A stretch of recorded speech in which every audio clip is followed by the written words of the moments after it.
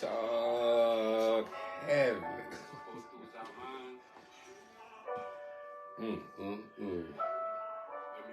Here we go. Everybody has their own way of going through it. Think about it. Make cautious. How you like that? Despite how you feel about us, we love you though, and we care about you. Talk heavy. Greetings. It's Mr. Talk Heavy. You're at 101 with Mr. Talk Heavy. And it wouldn't be right.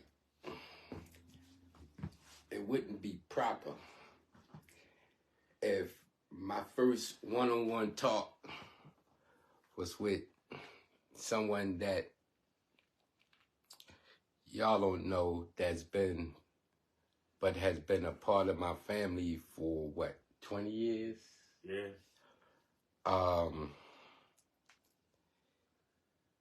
Very, very, very good brother. When I met him when I came home. And he was at my mom's house. And he was just, my mom was helping him with a lot of things, and he was progressing, and that's what I saw. But what I didn't see is how really deep this brother is. You know what I mean? And we're going to get to that. I introduce y'all to Brother Nate. Introduce yourself, brother. My name is Nathan Matthews. Nathan Matthews? Yes, sir. Okay, all right. How old are you, Nate? 54. I'm 52, so he's 2 years older than me. I mean, I'm going to tell y'all something. There is an element in life, that element in life, it really sparks from within you, from within your soul. And the element in life is called humbleness. Humbleness is at the top of the achievements that one should make for themselves in life, because it's a blessing, because humbleness is a blessing. And I've never met such a humble brother outside of the ranks like this brother Nate here. You know what I mean? I'm seriously, honestly, just a good dude. But we're going to get into that now. Now, you say you're 56, right? 54. 54. All right. How long have you been in Philadelphia? All my life. Yeah. Where were you born at? Really from right in the North Philly, right off the College Wall. College Wall? Yeah, right there. Like 28th Street, 29th Street? 26th Street. 26th Street. Okay, all right, cool. Well, that's a real hood. Back in the day, I'm trying to remember the gang that was affiliated with, but yeah, it was tough coming across there. Yeah, it was tough growing up, right? I really was born and raised 11th Poplar. 11th Poplar, right, okay. Where that bridge is at. Absolutely. Yeah. Absolutely. Born and raised right there, Okay, 11th Poplar. Yeah. All right. I'm at 11th for Cumberland. Well, that was not too far from Not too far from me, that's right. Hop, skip, and jump. Yeah. You was by the projects. Yeah, okay. Yeah. All right, well, let's get a little into what this about and what you about, because, it's quite interesting, how you've gotten this far in life. And when I go through your discography, man, on, from when I've met you, and then as my mother and my other family members, they met you before I have, and, they all come up with the same equation, you know what I'm saying? Yeah. And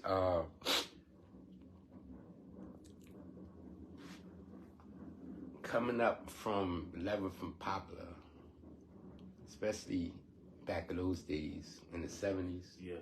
Yeah. How was it? Oh man, it was rough, growing up in them type of environment.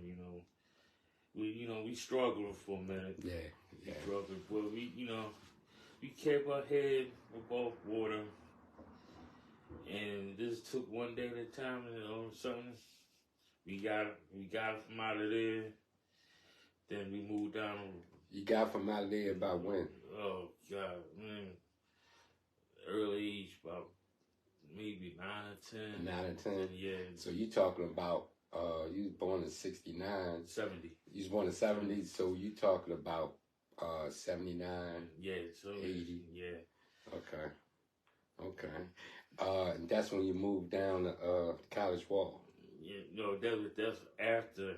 After? Yeah. Okay. And then I moved in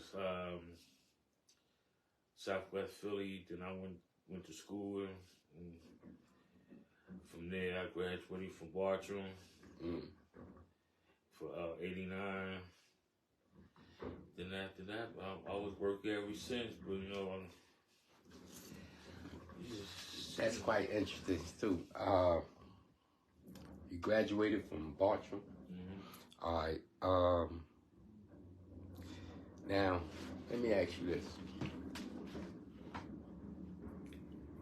Because coming up in that time, especially during the public school, that's how were your grades? Grade, C average. C average, yeah. Wasn't enough to pass, Enough to pass? Yeah. Did you have any, like, scholastic problems or any type of scholastic impediments? You have any reading problems or writing problems? No, not really. But my mom always kept me. Yeah, like you kept it spark, kept it working, right? Yeah, kept it going. Yeah. And that's what I want the people to understand, man. That you say you had a C average in school, scholastic, just getting by. You know what I mean? Keeping your head above waters. Mm-hmm. That even keel that a lot of us have been come accustomed to. And it's understandable how I see you now, and basically you just want to go to work and you want to come home. Yes. That was, like you said, I just didn't want to come home. Right. From 8 to 10 hours a day, and just want to sit back and relax. Get something to eat, shower, and just chill out for a couple hours before do it all over again. Do it all over again. Yeah.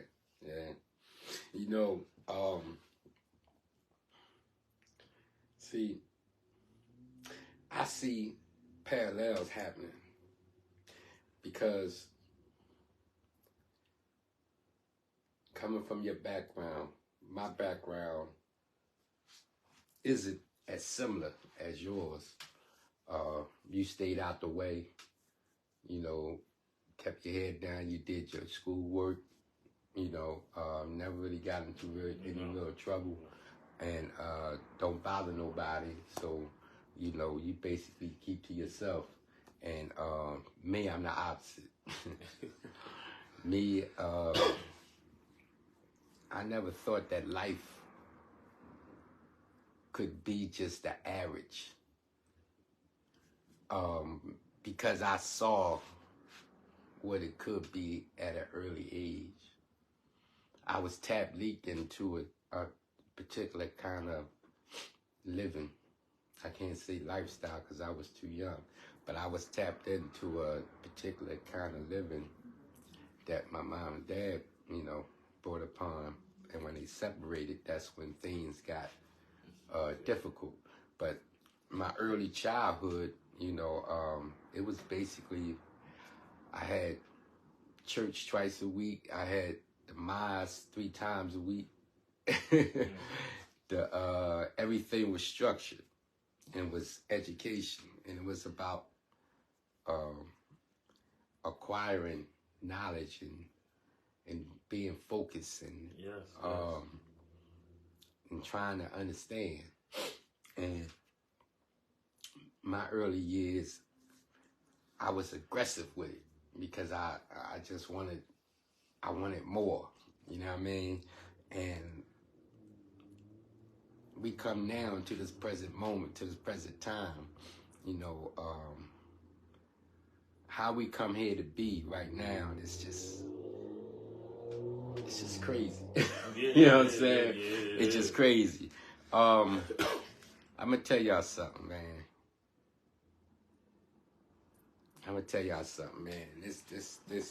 This is real honesty, real truth.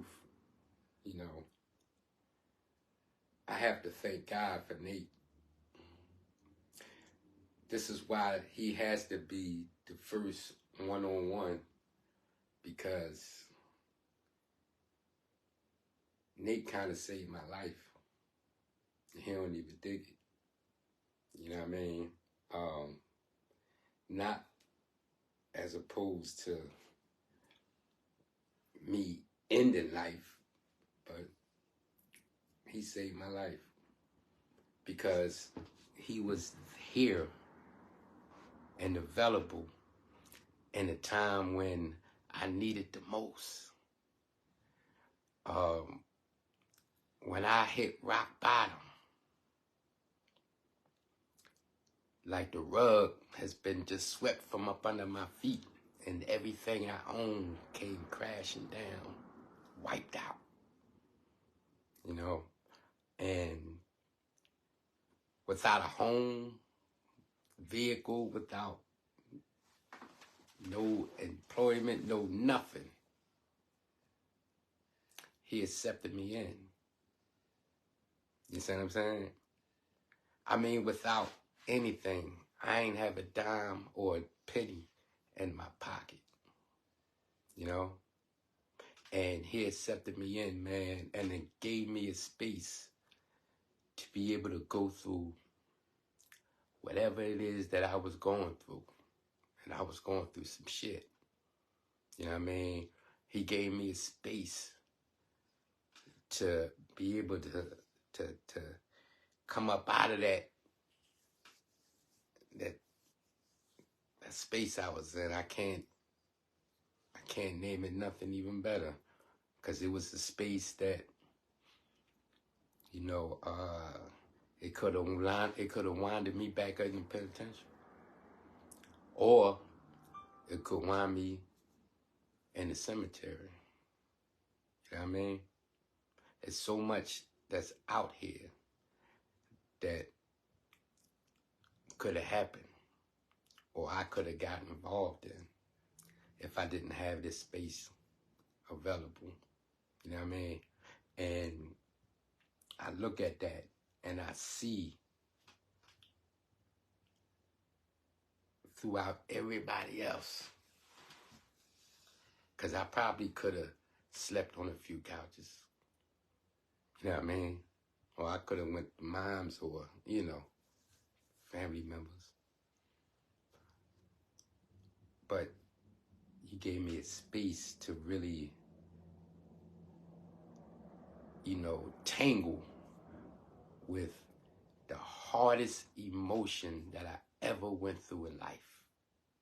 You know what I mean? The epitome of hitting bottom. That's what I went through. And I had to go through that because I was wrestling with my ego. You know what I'm saying? I was wrestling with my stature, you know.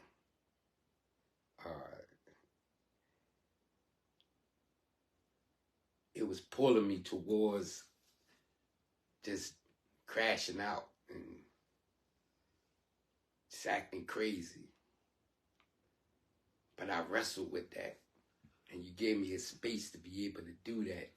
And I honor that, and I respect it, and I appreciate that. You know what I mean? You didn't have to, but you did.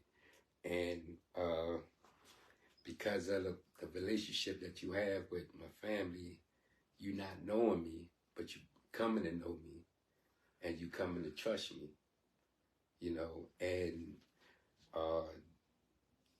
there's no greater gift. You know what I'm saying? Mm-hmm. Real talk. There's no greater gift, man. And for you to come to this moment where you have this beautiful home that you furnish, you and my aunt, you know, fully furnished home, beautiful.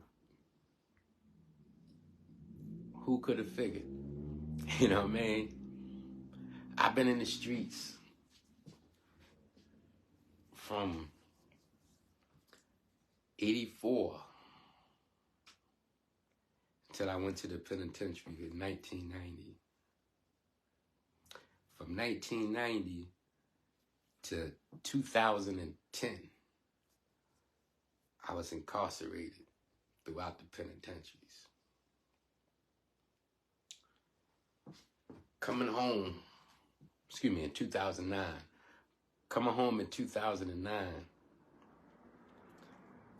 all the way up to now. By me coming from where I come from, the existence now is mind-boggling because I don't understand it.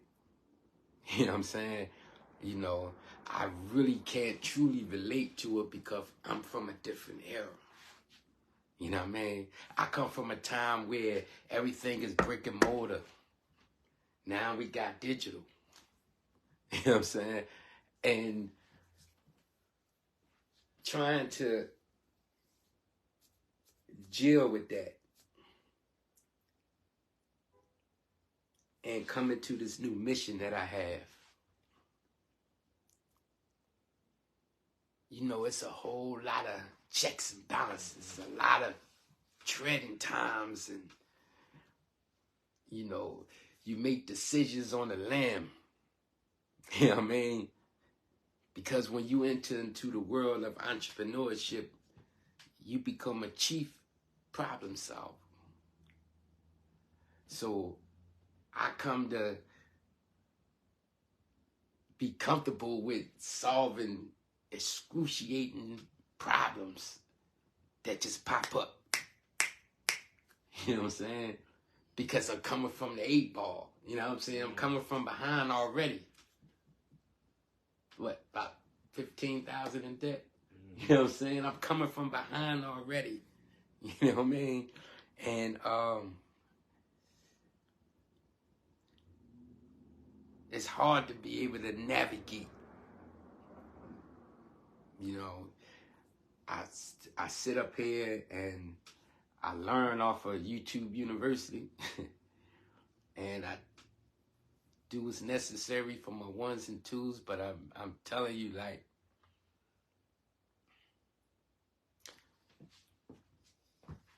this here, hashtag talk heavy,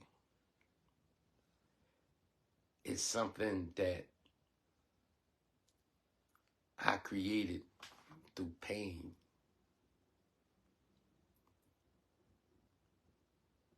You know, it was said in the scriptures that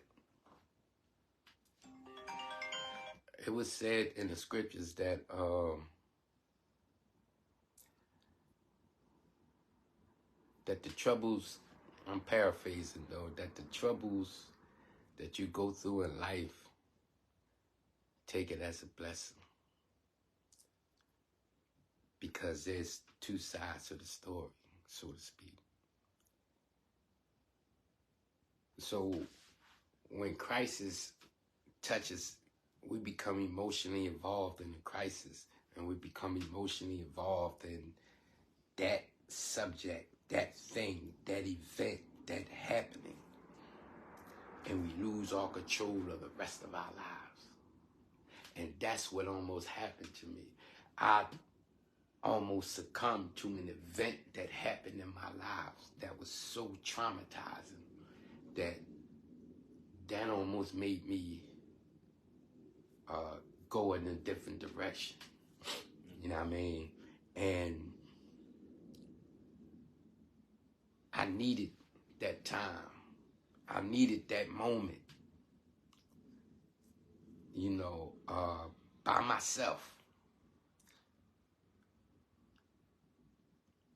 to really wrestle with my ego and get up out of that. Because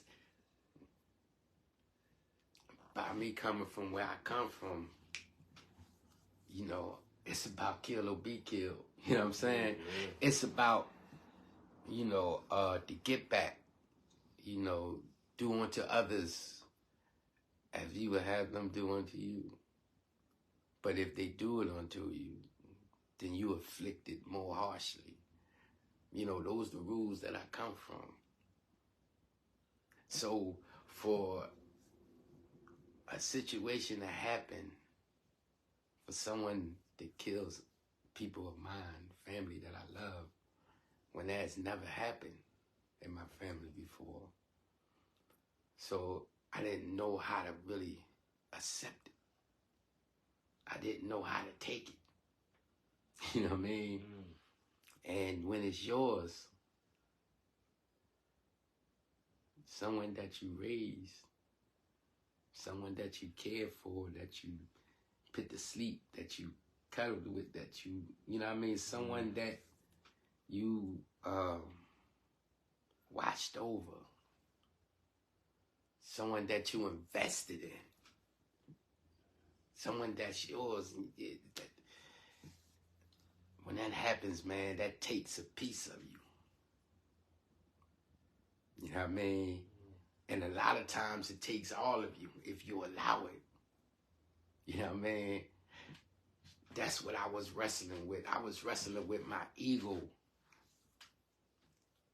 because my ego wanted me to crush something. You know, that's easy to do. That's how I look at that. Crushing, going out, crashing out, that's easy to do. You know what I mean? You can, that don't take nothing. All you need is all you need is your tools. And you go and flick that. That takes no effort. What really takes a lot of effort is restraint. Is to accept circumstances as they are. And look at it as an incident that happened. But where is the lesson in it? There's always two sides to every story. That's the harshest side of that story. What's the other side? What's the beauty in it? Is there beauty in death? You see what I'm saying? Is there beauty in terror? Is there beauty in people inflicting pain? That's hard to swallow and that's hard to see.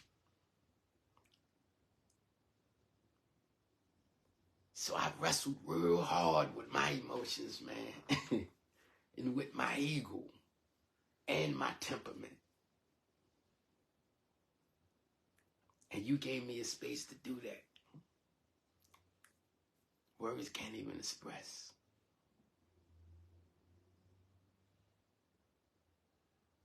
Honestly, words can't even express.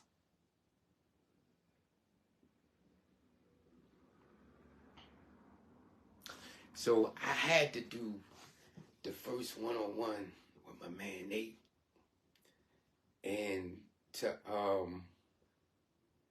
allow y'all, tap y'all into, you know, what's going on in here. Because right now we at an impasse. You know what I mean? We kind of tapped out. you know. So I put together from what I've been earning and doing, and I invested in me. You know what I mean? I invested in this mission.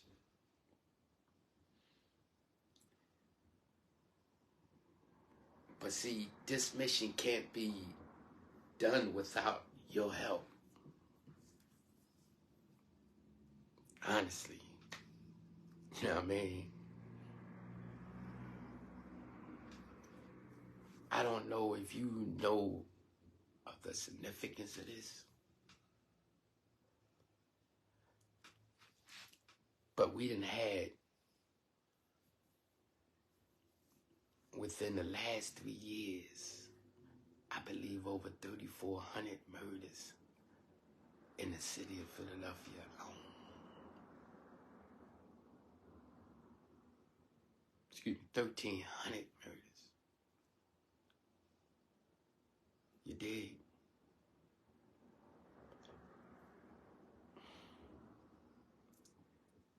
I'm not the only one going through what I'm going through. So many of us. That's like 20% of our population.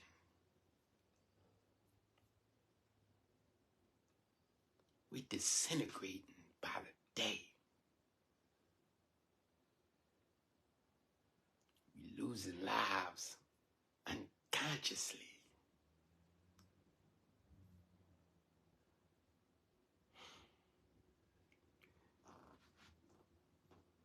If we don't start to do something for ourselves, man,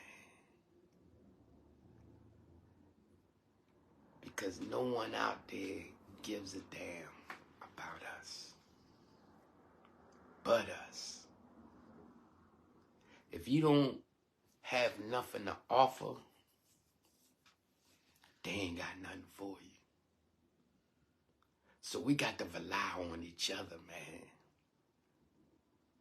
You know what I mean? We got to rely on each other. We got to hold on to each other, man. I mean, and in building this platform, I finally got the merchandise store up on Gia Mazzito. So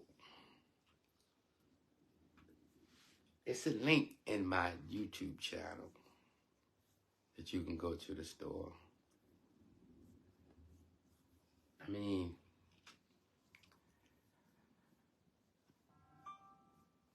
all I can do is just do what I do. But I'm going to tell you something, man. I had thoughts on doing something that I used to do. And that's a bad feeling. You know what I'm saying? That's a bad feeling. I actually sat down away in the cold,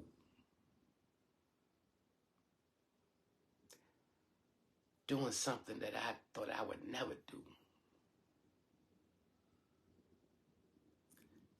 And I really had to check myself. Because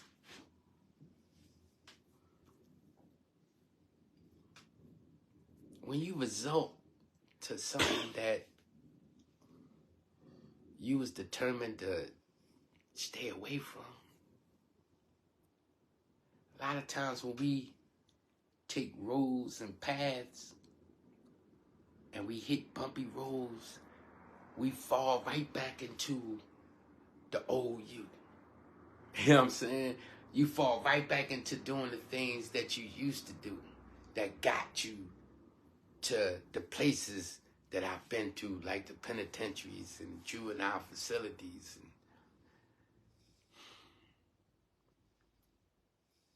I had to check myself and understand, man, that ain't me no more.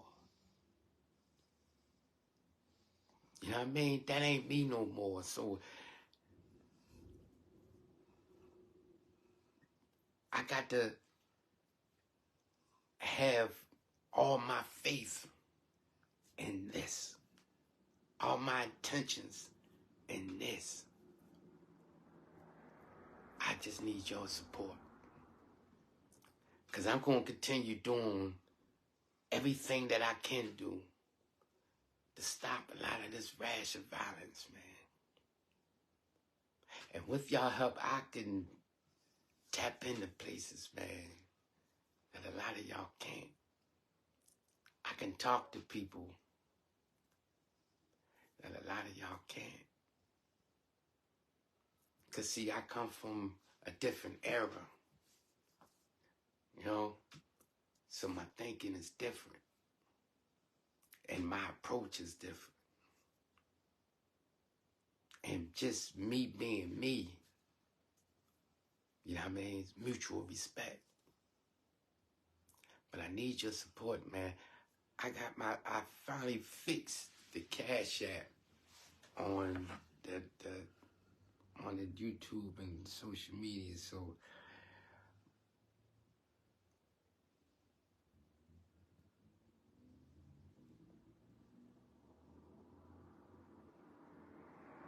that's my Cash App. But I'm gonna have it, or I'm gonna have it put on this video, you know, when I upload it, or when I have it upload. But we asking for assistance. But mainly purchase something on GM Mazito.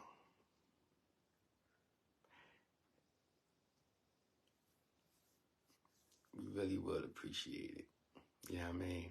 Really would appreciate it. I just wanted to tap into that for a quick second. But now, back to you, good brother. That was real, man. You know what I mean? Because you really didn't have to do that. And I really appreciated that. You know what I mean? We got a far way to go. But life is going to be what it be. You know what I mean? Yeah, sure. And all we can do is keep our spirits up. And keep moving forward. You know what I mean? But like I said, I wanted to tap in and give y'all a little insight into, you know, what I've been going through. You know what I mean? And I owe this brother a debt that I honestly probably can never pay. You know what I mean? And that's not going to stop me from paying it, though. You dig? So I'm asking for support. Support #talkheavy. Support our endeavors. Go to the store. Purchase something. You know?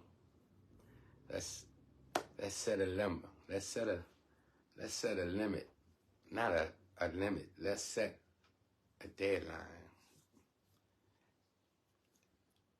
If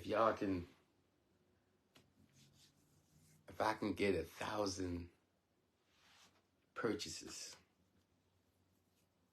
then we could definitely be in a good footing until we can progress. But anyone can go to the Cash App and donate whatever it is that y'all see fit and feasible. And it's definitely appreciated and would truly be acknowledged. You know, man, this is something, man. But this is my first, I'm putting this out as my first episode of One-on-One with Mr. Talkheavy. You know what I mean? And, you know, right now you work for the school board, right? Yeah. As a custodian, right? Mm-hmm. Man, how them kids treat you? a stepchild. Whoo, kids in Philadelphia, boy. Boy, It ain't no breaks, ain't no cuts with them, huh? Ain't no breaks with them people, boy. I tell you, they something else. I know. I got grandkids. Yeah, well, you know, we do got some good ones. I know. But, you know, do got some bad ones. But, you know, you gotta take them with the good with the bad. Yeah. You know, Okay. this one day at a time with these. Talkheavy. You're right about that. Hey, You're right about that. But, you know, I want to ask you this question, man, because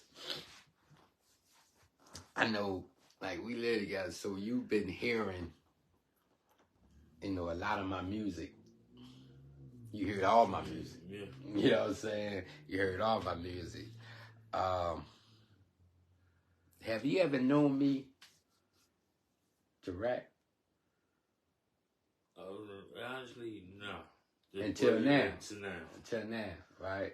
And you've been knowing me since I came home in 2009, right? Damn, about what, 20-something years? Yeah, you know what I'm saying? So, no, about 2009, about 13, 14 years. And I know, right, yeah, right. But about 13, 14 years. But you never know me to do that. But you know my brothers do, right? But you ain't know me to do that. I just wanna, personally, what do you think? What did you think when you first heard that I was making? Well, because the only way that you really heard that I was making music is that I let you listen to the first record, right? That was the start. Tell me what you thought about that. Oh man, you know, took me a loop, shocked.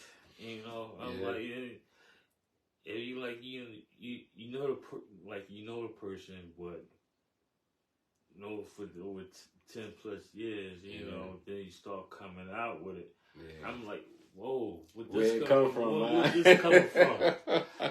Out of the left field, you know, look. I'd like to tell everybody, you got a heart, soul, and mind, and do it. Go ahead, and you know, you got my support. Support. Talkheavy. Hey, Lord. I'm gonna explain to you because they should know too that I started rapping in 1979. Okay. That's when I started actually writing lyrics and poems. And when I heard the Sugar Hill Gang. Oh yeah. Yes. Rapper's Delight, and when I heard it started back when I first heard the hop, the hippie. When I first heard that, I'm like, whoa, what is this?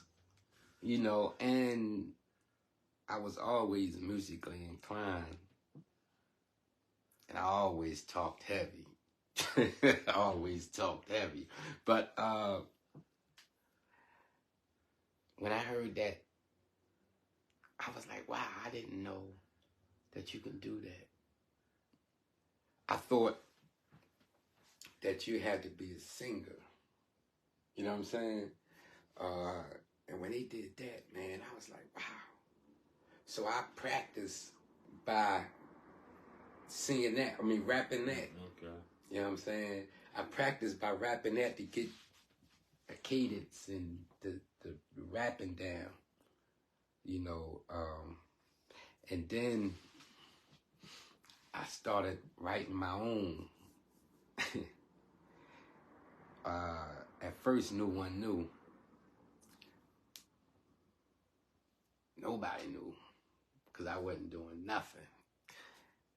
Then when I went up to when I went back to 11th Street, Cumberland County had Megaforce, and my man Fred Rock And oh man, them boys, man. And we used to go to the club called Dynasty West Ballroom on Broad and Cumberland, in between Cumberland and Huntington. That was before it became Fox Valley, but it was the club that we all, the neighborhood, went to. And AJ and the Rock Brothers and all them brothers, they used to perform there. And because we all know each other, we all grew up together, but they was a little older than me. And no one knew that I was rapping, like I said, until I went there. And my homie, man,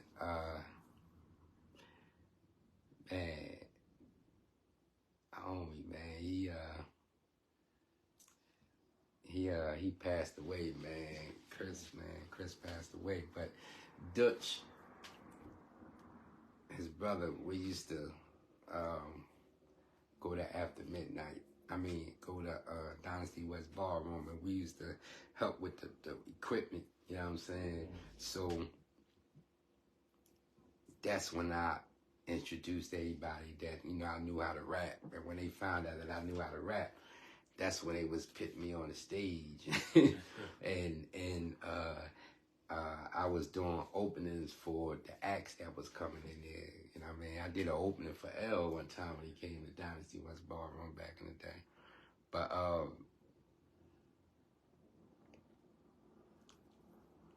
it wasn't no money. You know, the parties that we was doing, especially in the Dynasty, we wasn't getting no money. They was getting all the money. We was still broke. You know what I'm saying? Yeah, you know, and so I made a decision to, you know, to go to the streets. You know what I'm saying? So when I went to the streets, I never rapped again until now. You know what I mean? What made me do that was, I know a lot of my cousins and my brothers and them, they started rapping because I was the first one to start rapping in the family, you know what I mean, probably in the hood. And so they really saw what I was doing, and you know what I mean, that was a beautiful thing, right? But I asked a lot of, you know, people that I know that rap for music, for the podcast, for, you know, what I'm doing. And I always kept getting, okay, I got you. But ain't nobody produced music. And this went on for like months. And I'm like, Joe, all right.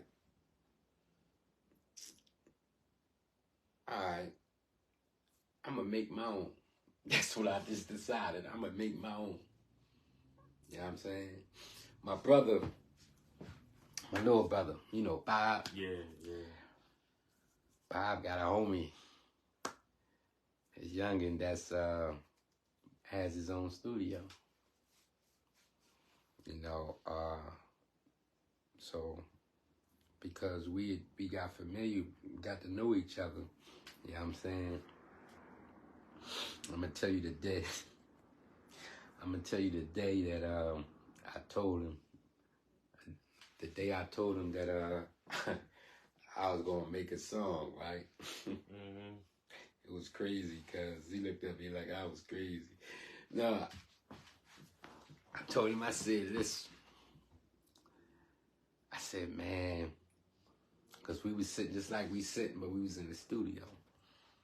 He was like, man, I was like, yo, man, I've been asking my people, man, to make me a song for the podcast, because he's very supportive of what I do, very instrumental in what I'm doing. So he was like, yeah. I was like, yeah, man, you know. I said, man, I'm just going to make my own. He looked at me like, what?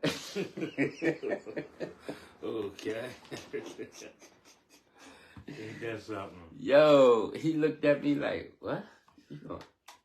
I said, I'm gonna make my own. I'm gonna make my own. And I asked him, I said, how do you find a beat? So he showed me how to find a beat. You know what I mean? He, showed me what to do. So I said, all right. I said, I'm gonna come back. The next time that I came to the studio, I made the song. When I laid the track down, listen, I just said, all right, let me lay it and get it out. Okay. He was like, all right, let's let you lay it. I laid it. And that was none of that. You know what I'm saying? That was the first one that Everybody has their own way of going through. Take a that was this one. See, because what we do is we with our thinking, with our improved thinking, we judge them in the actions. But we had no input in reason. In the streets, the criminal path I started was in 86. I flipped and dipped it so units was inside. You know what I mean? Actually, county. Now,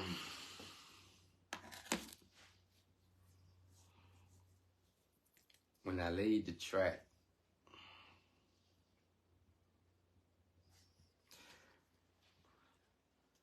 I ain't rapping over 30 years.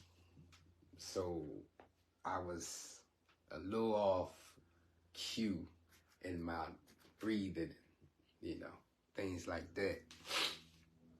So he was like, nah, we do it this way now. So he showed me how to chop and all that. So showed me how you do it, boom. So we did it, and we did it his way.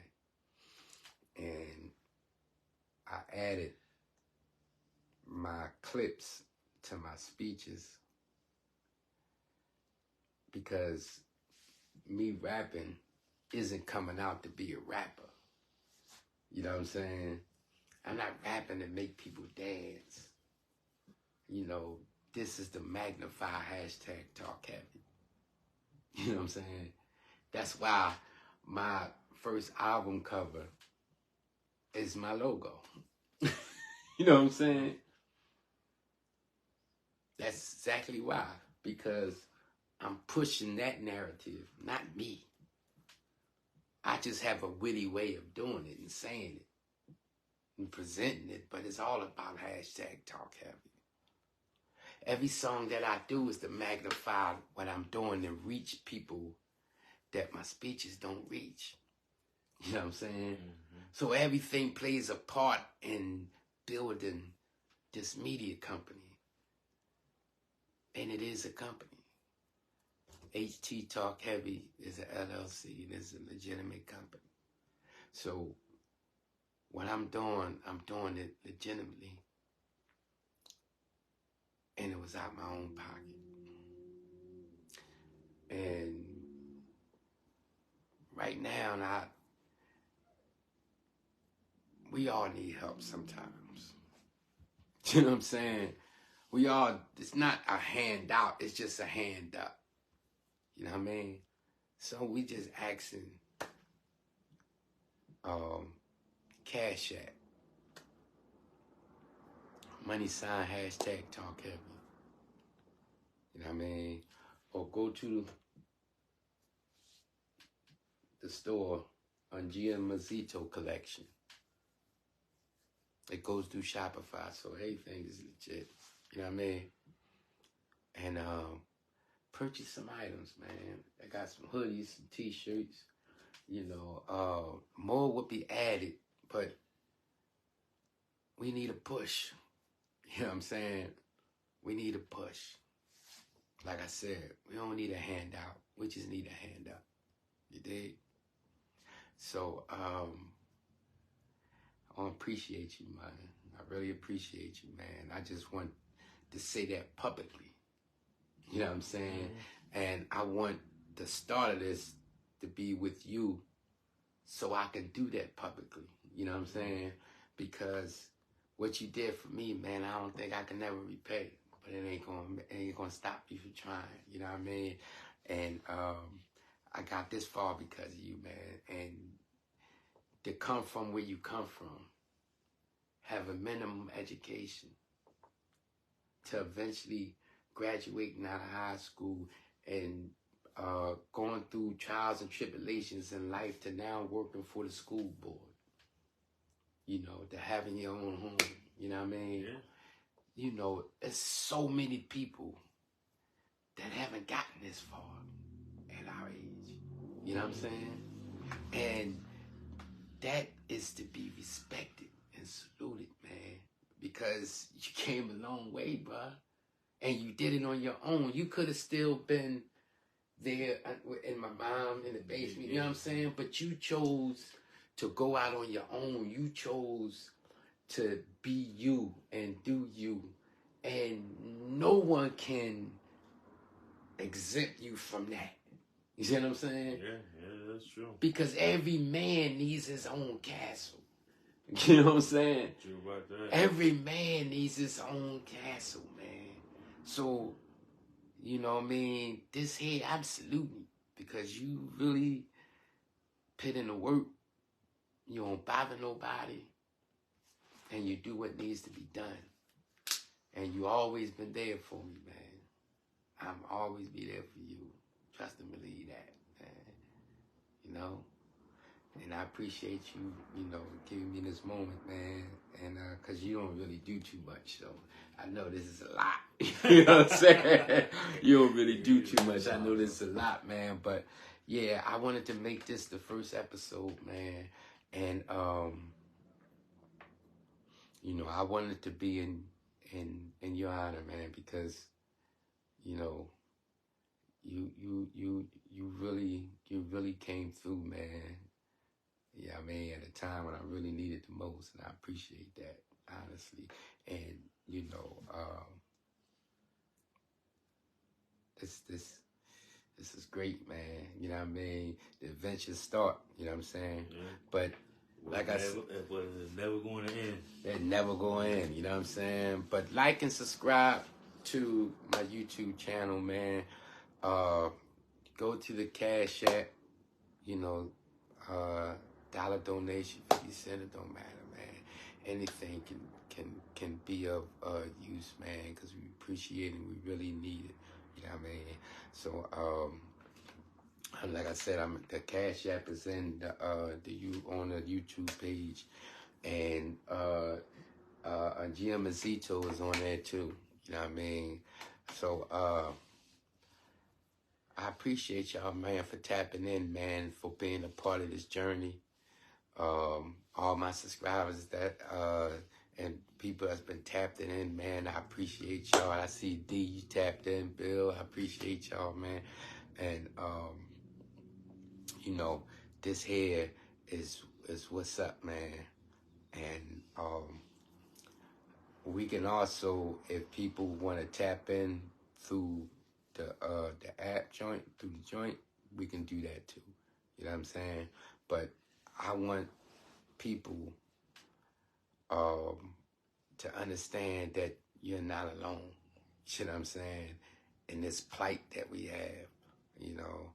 And there's so many that's suffering and going through it just like I was. You know what I mean? This is the platform for us. You know what I mean? This is the platform for us to be able to heal. You know what I mean? And we're going to figure out how to heal together. You dig? So tune in, man, next, man, on the next video of One-on-One with Mr. Talkheavy, man. And I want to appreciate Nate, man, stopping by.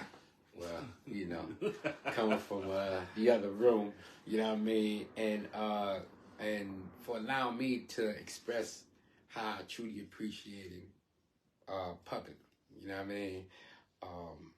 And I appreciate y'all for tapping in. And this is Mr. Talk Heavy. So love life and live it to the fullest. It's Mr. Talk Heavy, man. All right? Peace.